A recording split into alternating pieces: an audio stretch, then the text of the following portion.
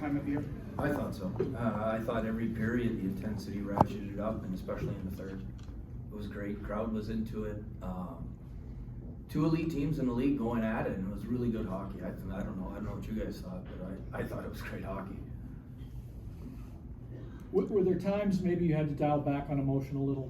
That's precarious because you want it out of guys, but I'm thinking like Greer at times looked like he was going to go over the top.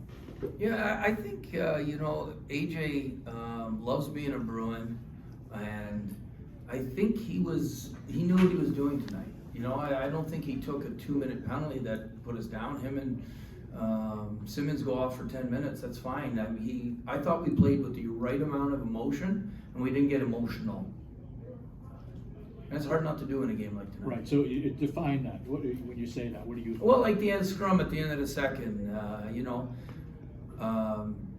There was some emotion going on, and then I just liked how we all stuck together out there.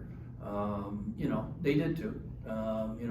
There's players on their team that certain guys on our team don't like, and I'm sure it's the same way. That's what makes a rivalry, and that's why it was such a heated, good hockey game. In a situation like that, when the team gets into the room, do you feel you need to kind of calm things down a bit, or do you just let the emotions carry over to getting back on the ice playing the third period? Oh yeah, I let them go. I mean, we got Patrice Bergeron. The room's going to be fine. Jim, overall, what do you think the moment playing Toronto, what did that express from your team that perhaps you hadn't seen in previous games? I think I think the game meant more to us than I imagined before the game. I think that's my biggest takeaway, and I'm glad it did. We're proud of not having lost 2 in a row, and there was a purpose to what we were doing, not only because it was the second place team in Toronto that we were playing, but we don't want to lose 2 in a row, because you get into a playoff, you lose 2 in a row, you're in a little bit of a hole. Coach, Marchand last game, obviously he admitted, obviously not one of his best games. He wasn't the only one, obviously. But did you get the feel he was just going to come out like a bat out of hell?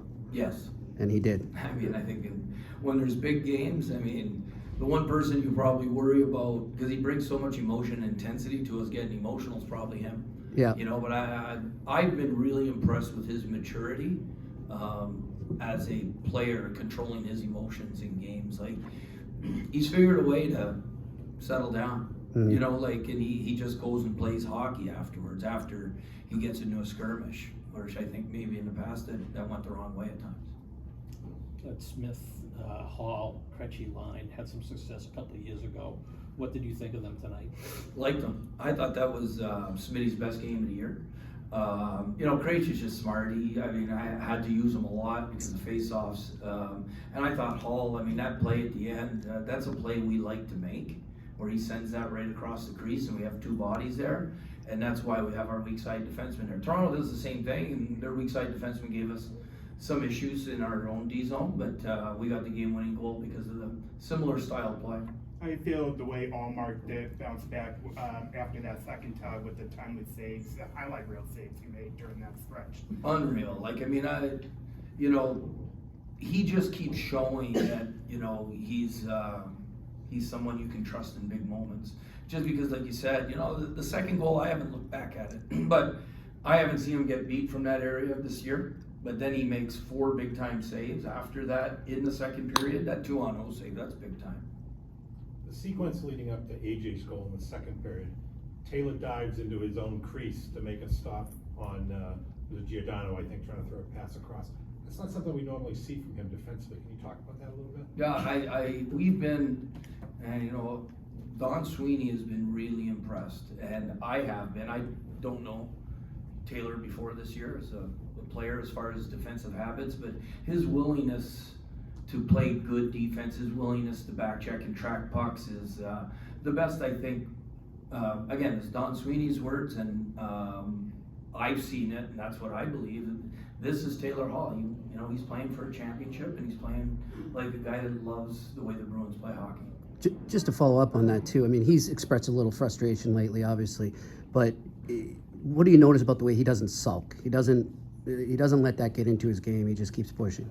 Well, I think the maturity in his game is that it doesn't let his defensive side of things and tracking and reloading, that doesn't diminish, you know. He's an offensive player, he's a gifted he was an MVP of the league, so those players want to contribute offensively.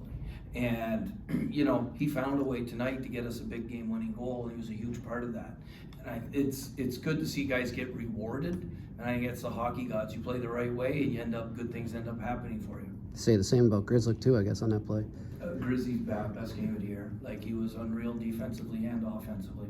And I'm glad he got rewarded, because he's been really good here ever since we went on the West Coast trip. He's been picking up his offensive side and his defensive gaps, and he's getting rewarded with he's having to puck a lot more, which is good for us.